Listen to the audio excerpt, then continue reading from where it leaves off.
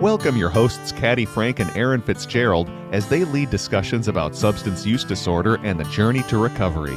You're listening to Redefining Recovery, a recovery revolution.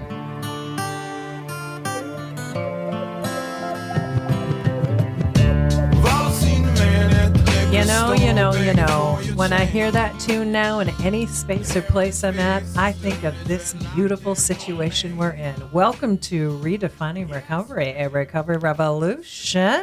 Yay, very happy to be here. Yeah, so am I. So we are here. It's a beautiful day. It's been rainy, it's been sunny, it's been rainy, it's been sunny, but today it's sunny. Summertime. Gosh. Mm-hmm. Okay, so Erin. Yes, ma'am. How are you? Pretty great. Nice. Yeah, no complaints right now. Right now. I love that. Who knows in another couple hours. Yeah. So what's right with you today, my friend? Oh, man, what is right with me today? I know. What is right with me? It's so obvious, like just everything's good. So I don't know. Did you wake up this morning and... You know what? What did you do this morning that you told me in the car?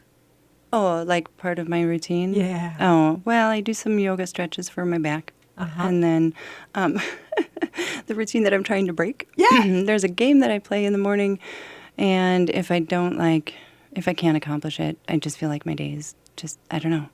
Just not as good as it could be? Yeah, it's like a hurdle that I just must get over every single morning in order to start my day. And if I don't do it, I guess I don't necessarily think about it, but if I do that, I get a little irritated, like, I didn't do my task. Oh, my gosh. But it's not a significant thing. But yes, I played my game this morning and I won. Okay, see? That's what's right with you today. Yeah. Yeah. Mm-hmm. It's so interesting, those little things that we do that are just those things we do. Yeah. You know? Yeah, I like it. What's right with you? What's right with me? You know, I have to say I'm grateful that I am doing a class around peer recovery support this week. Mm-hmm. I love it. I got great students, as always, because they're always fantastic. And so I'm grateful that I really love my job. Yeah. I really love my job. Most of the time, I'm great at it, too. I think more than most of the time. Most of the time. Yeah, pretty great. But that's okay. You know what? Because okay is great. And doing a pretty good job, that's great, too. That's definitely great. Yeah. Your class looks good this week, too. It's really full of, it looks very diverse. Yeah, very diverse, and it's got a lot of experience in different ways and shapes and places. I'm excited. And, you know, those conversations are so great, which leads us into what we're going to be discussing. Yeah. Communication. Mm-hmm. Yeah, different styles. How do we break through to people? Yeah. How do we have a good conversation with someone? And it happens that we're talking about motivational interviewing today in our class and motivational conversation and how it can make such a difference when we are trying to find a place that we can, like, sometimes worm our way into somebody's situation. Mm-hmm. And yes, we are talking about substance use disorder, but you know what? We need to worm ourselves into a lot of situations and have conversations that might not be easy, might be hard. Mm-hmm. Yeah, and how do we get into those spaces, not necessarily like the right way, but definitely not the wrong way, right? There's so many different ways that we can approach people, but how to not scare people and not be upset if people aren't willing to communicate back, right? Because maybe it's just a different style.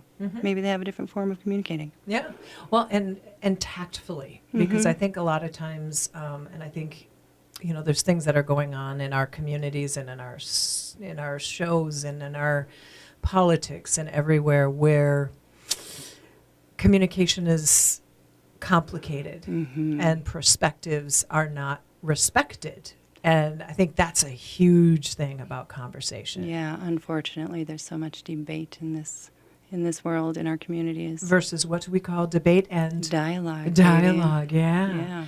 And it's so important that we are having a dialogue with individuals. And so it may seem like, well, duh, I have conversations with people all the time.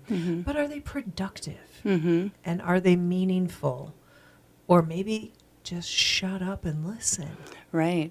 Yeah, one of the things that I like to, or one of my favorite parts of if we're comparing dialogue and debate is perspective taking, right? Like, I have my perspective.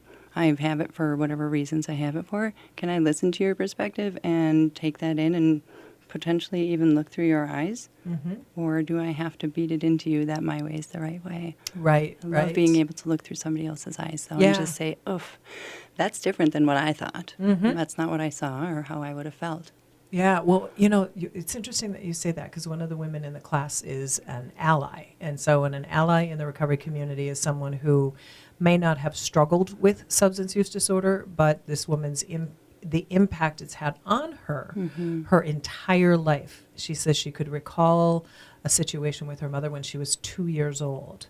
So I would say that woman that has experienced this is been impacted by substance use disorder pretty much her entire life to current day. They're individuals.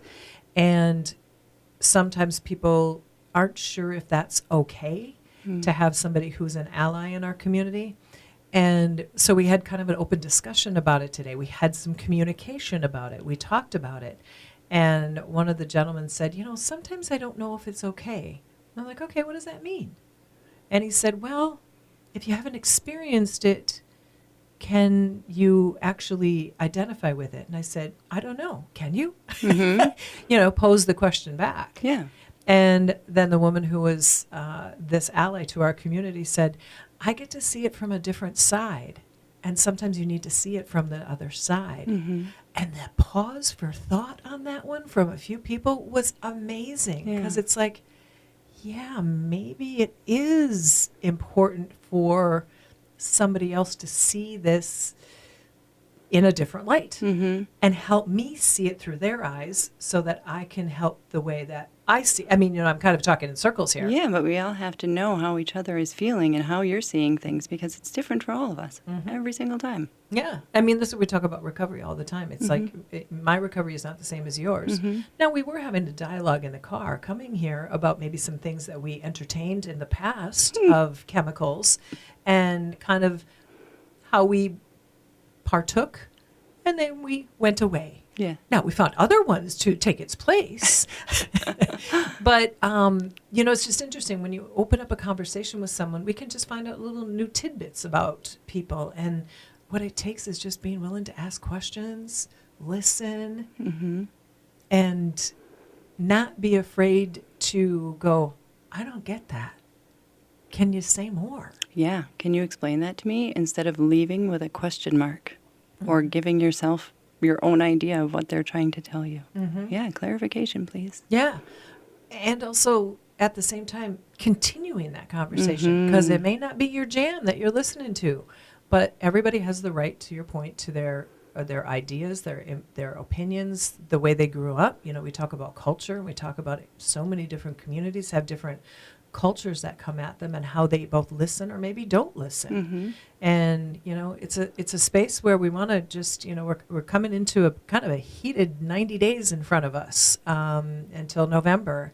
And I am not talking politics, but I am talking about talking to people. Because what happens is that if we shut down, we stop learning. And I think at the ripe age that I am, I have got to be open. Yeah. Yeah, we have to keep our communication and our just being open-minded to listening to one another. Bringing up just the elections that will be coming up, that really is, that's going to help this conversation, I think. Yeah. Yeah, just looking at that. Before we head to break, I do want to say a thank yous to our donors, generous donors, the Patrick and Amy Butler Family Foundation, Otto Bremer Trust, the Sauer Family Foundation, and the Hardenberg Foundation, and of course all of you other lovely folks that make donations to Minnesota Recovery Connection. We appreciate you, and we wouldn't be here without you, so thank you. And so Caddy forgot about that at the first part That's of this. all right. That's why we were having a conversation. See, we got so involved in having a good conversation and communication, just bypass all the things that we're supposed to be doing. So many good things. We'll be coming back, and we're going to continue this conversation on the radio about communication. Imagine that. It's a beautiful thing. So we'll see you back here in a moment or two. Thank you. Redefining Recovery, a recovery revolution.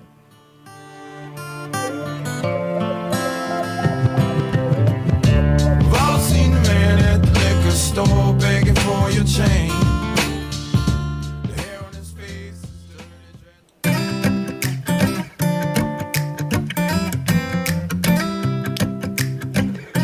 Welcome back. We are redefining recovery. It is a recovery revolution. Yes, it is. What are we doing, Caddy? I've been talking about communication. Yeah. And how do we communicate with people who are struggling with substance use disorder, and what are some different styles? The definite don'ts? Yeah. Well, we don't say bad things to them, as you would say. Yeah. We say very kind things. We listen. I mean, really, and when we talk about people that struggle with substance use disorder, we have to listen to them because I always have to lean back to when I am doing the training that we do at Minnesota Recovery Connection. You know, everybody is so eager to learn about how do you communicate. Well, guess what? Listening is but the biggest part of communication there could possibly be. Yeah. Yeah, we really drill that home. And every single time, everybody's like, oh, yeah, I don't have to respond. No. I don't have to reply to that. No. I can just be a listener. Yeah. And go, hey, that was really good to hear. Tell me more. Yeah. You know what I've learned to do sometimes, because I'm not perfect? You're not Erin Fitzgerald. I know. Shocking. Now you know, folks. When folks are, like, when somebody calls me with a situation or whatever, I try to remember to ask, like, do you want me to reply? Are you looking for advice, or are you just looking to somebody to listen to you? Yeah. Because immediately I have things to say. Yes. Well, I mean, that's kind of the nature of the work that we do. Yeah. It's like they're calling us for help, maybe resources. But that's really interesting because I've gotten a few calls over the last few years, and I kind of do the same thing. I'm like, so where do you want me to go in this situation? And you've told me a few things, and I've either got ideas or you tell me what you're thinking. Yeah, exactly. Besides just the story, because sometimes we need to like figure out where's someone coming from. And this can happen in our personal lives too. Sure.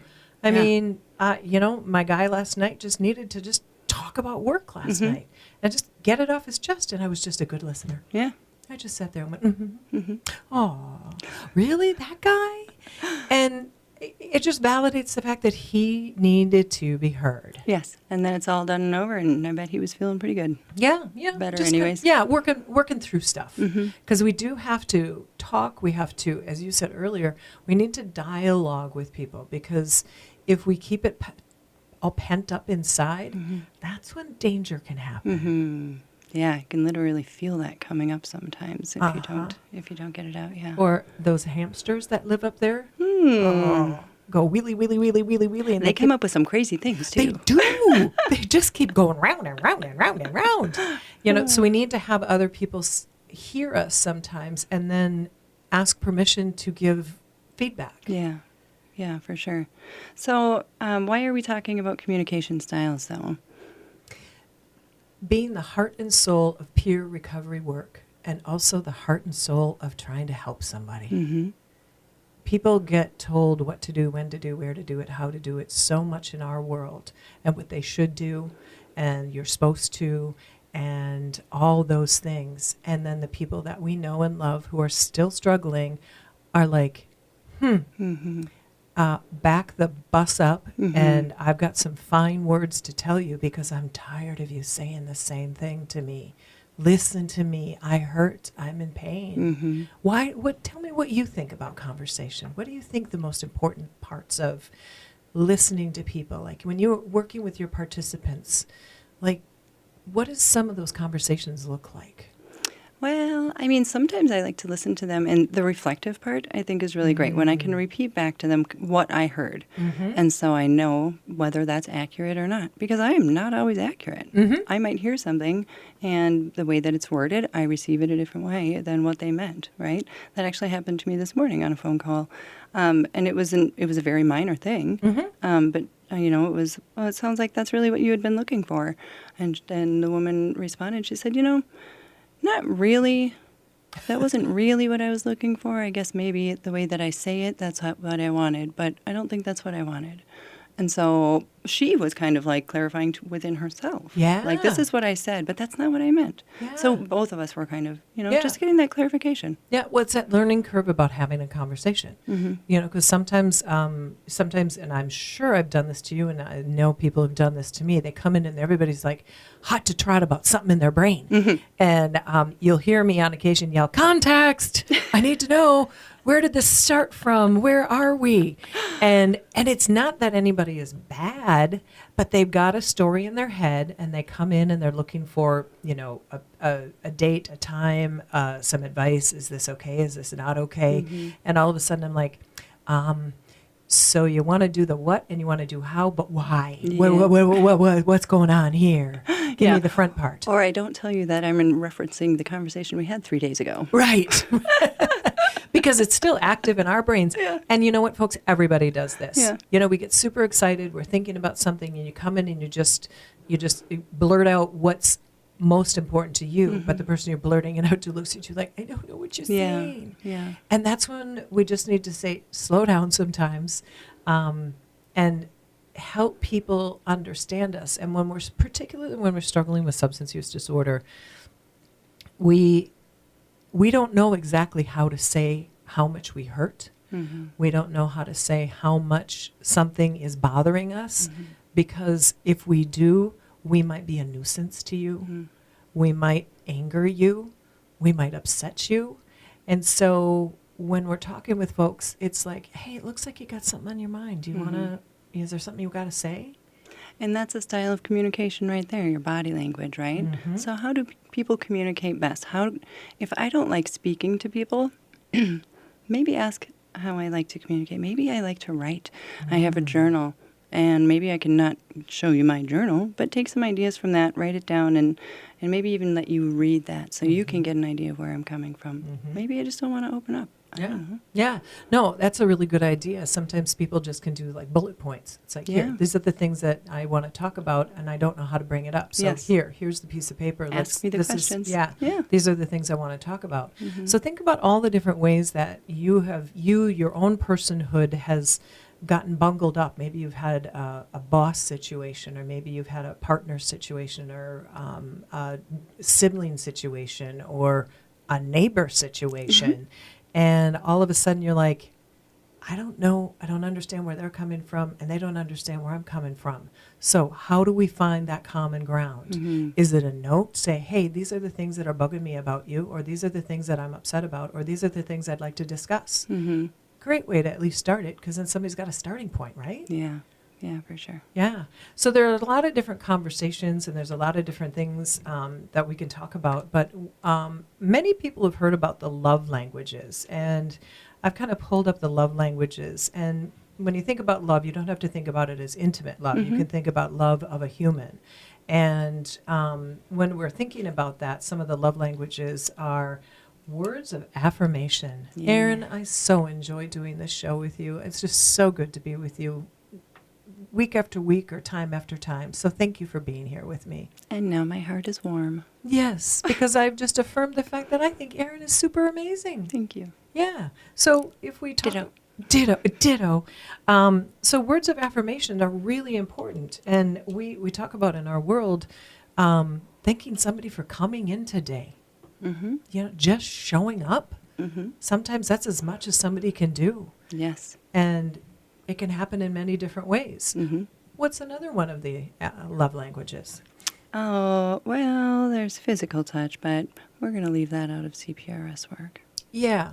But when it's somebody that you are like a loved one, right? Or actually, hugs are great. Handshakes are great. As long as you ask. Right, if you ask permission. But if you think about that, if you are a participant of mine and you're telling me a lot of deep, dark things that maybe a lot of other people don't know about you, that could be really difficult. I might want to ask if I can give you a hug to comfort you. That might feel really good. Also, many people who are struggling with substance use disorder simply just haven't had a lot of affection in their life. So having a nice embrace from somebody can really just fill you up. Yeah. Give you some motivation. Yeah. Yeah. And make you feel better about yourself, because you are lovable. Oh, yes. And that you are someone that somebody wants to give a hug to. Yeah. And I think about it in terms of physical touch. You know, when I do my classes, I'll on occasion just put my hand on somebody's shoulder and say, "Wow, that was really great. Yeah. And thank you very much." Yeah. Now we have to be a little bit cautious because sometimes Of course.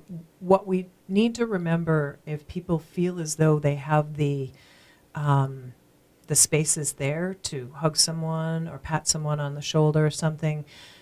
In the world that we live in with substance use, sometimes people have some trauma around touch. Yes. And so many times I will read the room, read the human. If somebody stands back and doesn't come into your space, clear messaging. But sometimes we feel like, oh, I just want to give you a hug. And you come at them and they back up. It's like, okay, that's not about me. I need to respect their space. Right. And that's really important.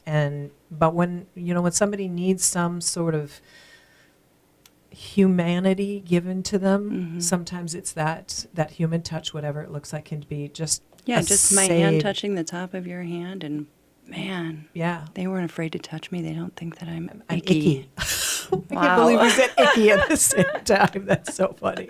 Well, we feel that way sometimes in our use, Yeah, for sure. I just feel icky, like nobody wants to be near me. Yeah, because I'm just I'm messy.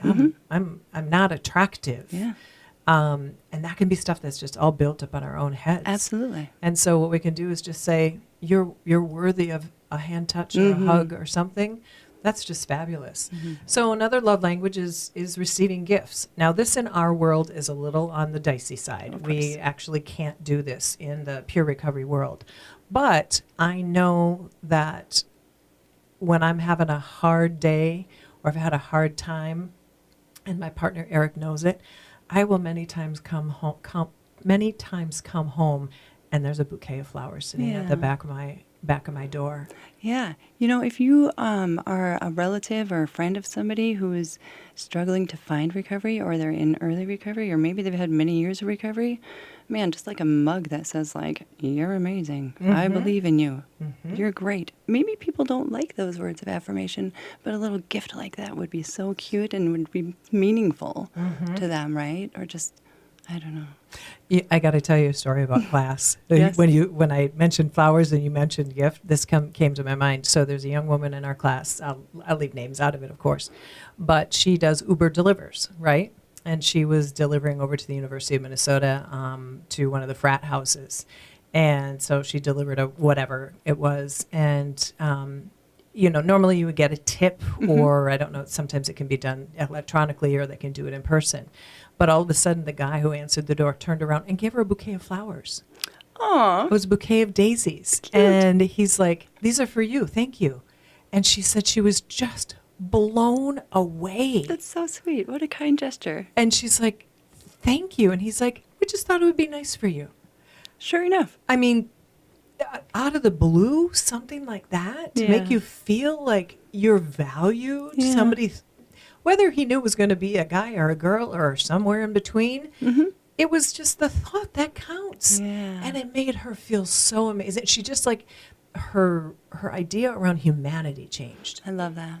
And I just thought, wow, dudes, you... And she just felt special for a minute. That's all it took, though, to just brighten up her day. Yeah, That's so got to good. bring them home and actually reflect on them. Yeah. So gifts don't have to be hundreds and hundreds of dollars. They No. can be a rock that you write, "I love you" on. Yes.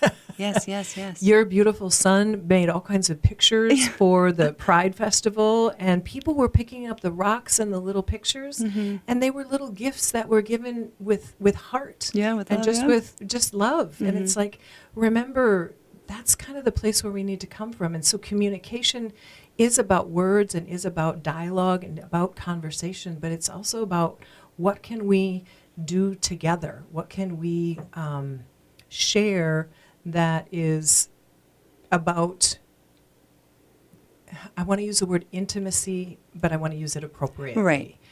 Just about sharing the respect we have for somebody.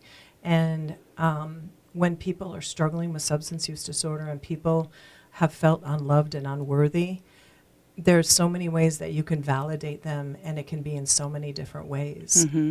Yeah, that actually leads right into the next one, which is quality time. Ooh. Yeah, uninterrupted and focused conversations. Oh. Just one-on-one time. Mm-hmm. Easy peasy. Yeah. Yeah, but we need that, and you have to, without the distractions, Mm-hmm. right? So we can focus on the, whatever the case is. Yeah. Yeah. I keep referencing my guy only because I really annoyed him badly a couple weeks ago, and I had to like sit back and say I'm sorry. I picked up my phone and I looked at something while we were talking on our Saturday morning talk, and he really got frustrated with me. And there was all kinds of situations going on, but I had to just back up the bus, and I had to say, Caddy, that was pretty rude. And so this last Saturday morning, I said, I'd like to pick up my phone and look at something. Can I do it now, or would you prefer I waited? And what did he say to me? Go ahead and do it now. No. No, he wanted you to wait. Yeah, he wanted me to wait. Yay. And so that was like a clear line of communication. We can boof something up, Yeah. and then we can fix it. Yeah. And we have to remember that, because people in all of our walks of life, we mess shit up. We mess stuff up all the time. And we don't do it intentionally. Yeah. But just step back and say, I'm sorry. Yeah, and he just really looks forward to that one-on-one time with you. Yeah. Yeah. And then just go, it's okay. Mhm. And then we all just need to move on. Yeah. But I learned a valuable lesson years ago about, you can say you're sorry, you can make an error in a conversation, you can be upset with somebody and say something you don't intend to say, but never say, oh, I didn't intend to do that. Just say you're sorry. Mm-hmm. Your intentions are probably not what you did, Mm-hmm. but if you hurt somebody's feelings, that's what you did. Yeah. So say you're sorry and say, I won't do it again. Yeah, that's like putting a butt on the end of it. And yes, or what is the little moose? At least. Oh, yes. At least I didn't do this, Yeah. or at least I didn't do that, or but this, or I didn't intend to. Those are all trying to be defense mechanisms, Yeah. which sometimes we have to defend ourselves. Sure. But it doesn't necessarily help the person who might have been wounded, hurt, or felt unappreciated in the Yeah. moment. So just take a step back and say, I'm sorry. Yes. You And know? maybe ask how you can do better. Yeah, we need to always learn. So one of the last things on the love languages, acts of service. What does that mean to you? Oh, I mean, big or little, just like doing things for people. I mean, like if it's your partner, I don't know, getting Eric's coffee ready for him in the morning or something, right? I can't do that because he makes this concoction like you have no idea. All right. But I can take his laundry out of the dryer and I can fold it up and I can put it in the back of the house. There you go. He's like, what the heck do you do that for? I'm like, what am I going to do? Lay it in a pile? No. No, it's because I love you. Mm-hmm. Yeah, so you can just do little things for people. If you know that your participant likes ice water when they meet with you, maybe you put this out and have it ready for them. Little acts of service. Yeah. Just acts of kindness. And if we think about it, it can be as simple as I have a neighbor that we share a lawnmower because it just makes more sense, Just I bought half of it, she bought half of it. I have a lawnmower story too. Do you really? Yeah. Well, I went out to mow the lawn on Saturday night, and she'd had frustrations with her garage door, and I'm like, oh, that's too bad. And I use the lawnmower and I put it back, and I also love weed whacking. I'm a weed whacking kind of gal. So I pulled my weed whacker out, and I'm like, would you like it if I, just Whacked your weeds? Whacked your weeds by your garage, lady? And I did, and she was like, yeah, you love that weed whacker, don't you? I'm like, yeah, sure do. Oh, I love it. Yeah. But That's it was so just, it was a thank you for letting me use the electricity at your house for the lawnmower, and also just doing it nice. And actually I did it for the people across the alleyway from them too. I thought, I can whack some weeds for somebody else. Oh, there you go. And I even swept them away. Shut the front door. I know. Good job. Tell me your lawnmower machine story. Mine, well, slightly different. I didn't have a lawnmower when I moved into my house many years ago. But the sweet older couple across the road did, and I noticed that they couldn't mow their lawn. So they let me use their lawnmower in turn for, they actually didn't have me mow their lawn. I made them dinner every time I used their lawnmower. Yeah, wow. it was wonderful. What a beautiful exchange. Yeah, and it honestly, I don't know. I don't normally have like the guts to ask people for favors like that. I don't know. Well, I was drinking, so maybe that's why I did it. But it actually turned into a great relationship. One of them has passed away, and the other one is still my friend. And it was just, yeah. Oh, that's so beautiful. Wow. Communication. Yeah. Well, okay, another long story. We're going to go down Lawn Alley on this one. Why not? But it's this act of kindness. So Yeah. this, again, Caddy pulled out the weed whacker about a month or so ago. My neighbor doesn't have one, and he lives on a corner, and he's got a light post, and he's got a stop sign. And, if you don't have a weed whacker, all the weeds grow up around it and just kind of looks nasty. So I went over there and, did all my deal. And I just did it. And he didn't even know it. He popped his head out his windows. He goes, "Hey, thanks." I'm like, "Sure, no problem. I'd love to do some weed whacking." And so a couple door-to-door service. Yeah, exactly. I'll do your weed whacking, Caddy service. And then I think later on it was the next day. I came home from work and Eric's like, "Hey, I can't remember the name of the guy. Shaw, I think his name is. Shaw brought over some curried rice and something for when you took care of some of their lawn stuff." I'm like, "Oh my gosh, that's so nice!" But that's that sharing back and forth, and it was like it just made for a nice little thing. We don't get together and talk very often. We happen to drop our garbage into the garbage cans at the same time. It's like, "Hey, Shaw, hey, Caddy." It's just about having, even if it's a brief conversation, taking the time to say hi. Yeah, and just paying it forward a little bit if you can. Yeah. And just remembering that if we connect, we can connect. We are all very different humans. We are different humans walking this planet. We're different humans who struggle with substance use disorder. We're different humans that have people that struggle with substance use disorder. But if we just talk about it versus sort of like scrape it under the rug and, okay, well, it's not my problem, it's their problem. But guess what? It really is all of our problems. Right. And at the end of the day, we all have like the same needs, right? And it's so easy just to have conversations to find out what is it that you need that would make your life a little bit easier, right? Yeah. I don't know. How can I be part of your world without invading your world? Yeah. So what do you definitely not want to bring up in a conversation? When we're communicating. Yeah, I don't want to judge somebody. It's like, I didn't understand why you didn't do that. And, why'd you leave the weeds around the pole? Why'd you do that? Ways that we use the word should a lot in our life. And, you should do this and you should do that. Well, could you do something different? Could you do this? And I think those are words that just equal shame. That was something that was taught to me by a wonderful woman named Christine. Should equals shame, and that's part of our training. And so, it's judgment and it's shaming people or just discounting them. Just like I'm gonna probably annoy some people, but if you're standing in the grocery line, don't be on your phone when you're looking at the cashier. To me, that is something that is so disrespectful to another human. You don't even really have to say anything, but if you're not on your phone having a conversation with la la la la la, you can actually look at the person in front of you and go, "Hi." Yeah, or at restaurants and stuff like that. When there's a human in front of you, give them your attention. Yeah, and it doesn't have to be that you have to get to know them. Just be mindful. Thank you, mindful. And I think just a general hi, I hope you have a good day, can change somebody's day completely. Because I think a lot of people, we get wrapped up in these devices that are in front of us. They are just, I really think they're the next worst addiction that we have in our society. Yes. Because she's got to play her games and I got to watch my videos every single day. And, it's something that we all have to sort of be mindful of, particularly when we're in public. I think we've gotten so self-absorbed, and that's okay, except for when there's other people around. Well, and so speaking of our devices, maybe don't text a person something. Maybe give them a phone call. I don't know. Maybe I want to hear the emotion behind whatever you are saying to me. Awesome point. Yeah. Yeah.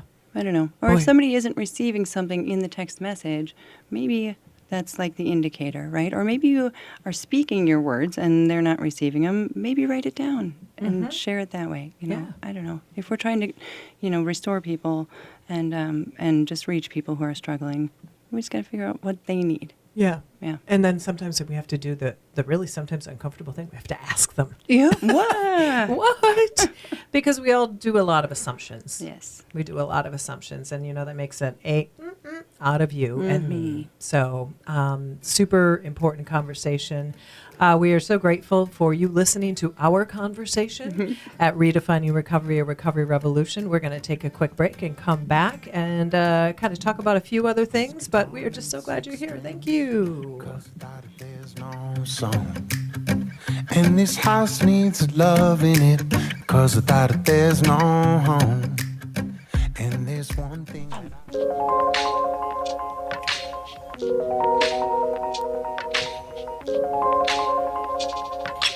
I just love that music. It just makes me swing in my chair. Everybody who hears it that's in here just like does this thing to it. It's just smooth and easy, like we want life, right? Just smooth and easy. And they're going to be at the Walk for Recovery on September 21st, 10 to 3 at the State Capitol. And their name is, Erin? Sunset. Sunset. Yes. If I ever were to remember that, it would be amazing. Well, we're back. Yes, we have to do the promotion of the Walk for Recovery because that is our thing at Minnesota Recovery Connection. So just always want to remind people it's a great way to give back to the recovery community, a great way to involve the recovery community. It's a great way to just be a person and support and love and care. Maybe have some new conversations. Wow.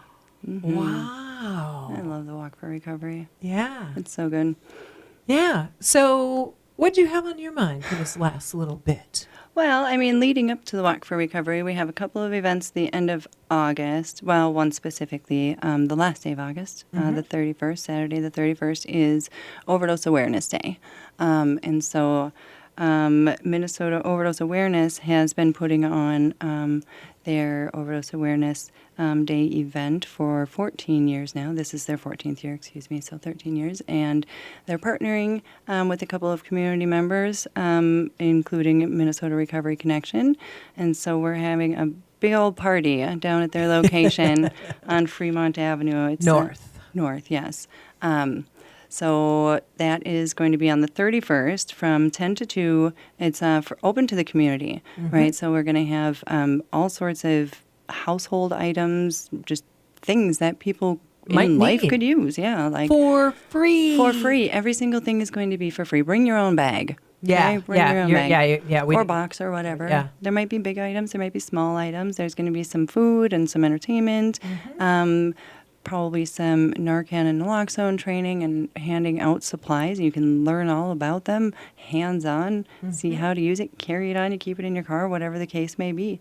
Just have it. If you support people who are using drugs, that's one way to show it. Yeah. Yeah. And the thing is that this conversation makes people squirmy a little bit in their chair, like overdose awareness. Why would I want to be aware of that? Well, guess what? It's happening all over the place. And it's happening to people that you might not think it's happening to. Yeah. So, okay, first of all, there's also, there's some mourning that goes on this day, right? We've lost so many people. Thousands and thousands of people. Unbelievable. Just in the last 2 years, I've lost 3 people. Oh. And that's too many. I mean, one is too many, right? I don't care that it's because of a substance use. I just care that the human, it gets a little bit frustrating having people hearing the things like, why do we care they're doing it to themselves? Those kind of statements. It drives me bonkers.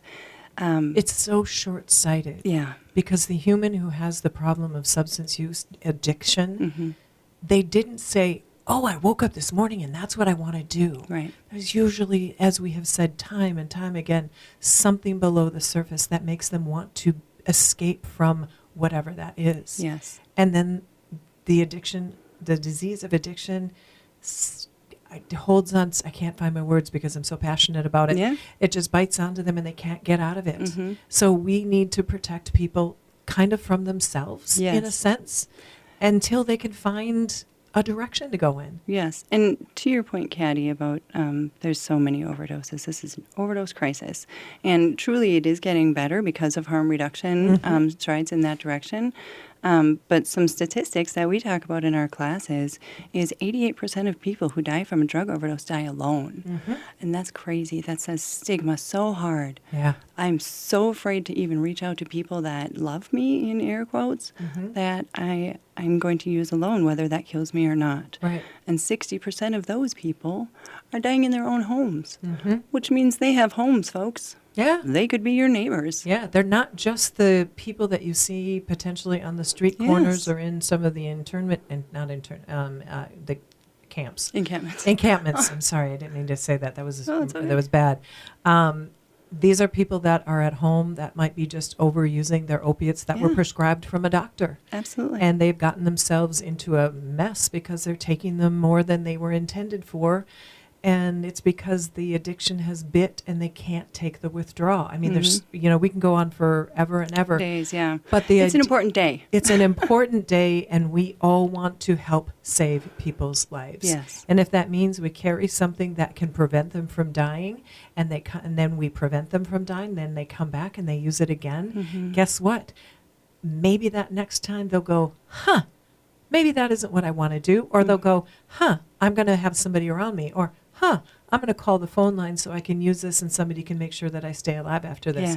There's so many ways that we can help people. There are people that drink themselves to death. There are people that use drugs to die. What we need to do is we need to just have these conversations with somebody who might not look like us or sound like us, but is hurting, and just say, is there anything I can do for you?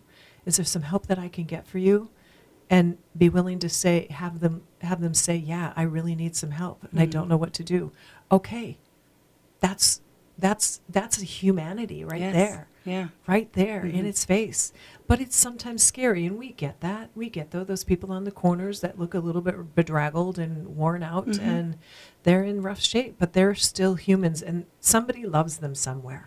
That's what I always try to remember. Yep.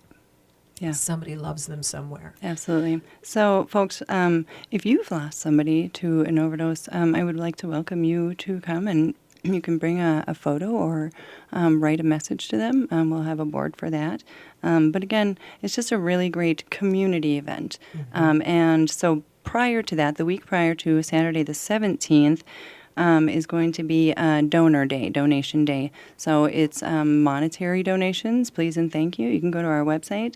But also, if you have items new or very gently used, you can drop them off on August 17th at Freedom Works.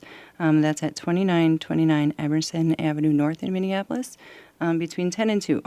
We would love to have your donations and just help anybody in the community that is just in need. Yeah. I mean, truly, and bring your friends, bring your family, whatever. I mean, it's not going to be like a super entertaining day, but it's going to be a day of community. And it's going to be a day of recognition for folks. Absolutely. Yeah. Let me just give it a little addendum. No electronics. And this isn't a dumping ground. Thank you. This is really about helping people in the community that might be needing things. And we're talking about your neighbors here, folks. We're not talking about people who are just living without homes. We're talking about neighbors. Please. People in the community, and just bringing community together and having what we were talking about for the previous space of hour or so is talking to folks and find out who they are. And just tell me a little bit about yourself. I don't need to know. It's not about knowing people's problems. It's about knowing people.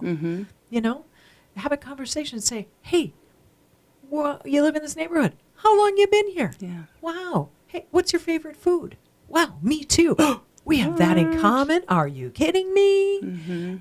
It's... it feels like we need to get back to, I remember we had a conversation a while ago that the front porch moved to the back deck. And we're living in that world still. Yeah. And we're sitting in the backyards versus in the front of the decks where the houses used to always be like that. A lot of old houses like mine has a front porch. Haven't sat on my gosh darn porch once. Sitting in the backyard. Now, luckily I got a fence. People can see us and they say hi all the time. So we're good to go. I was going to say, your backyard is open, though. Yes. Yeah, you're good. But a lot of people don't. Yeah. Yeah. So Yeah. it's just, hi, how are you doing? What's going on?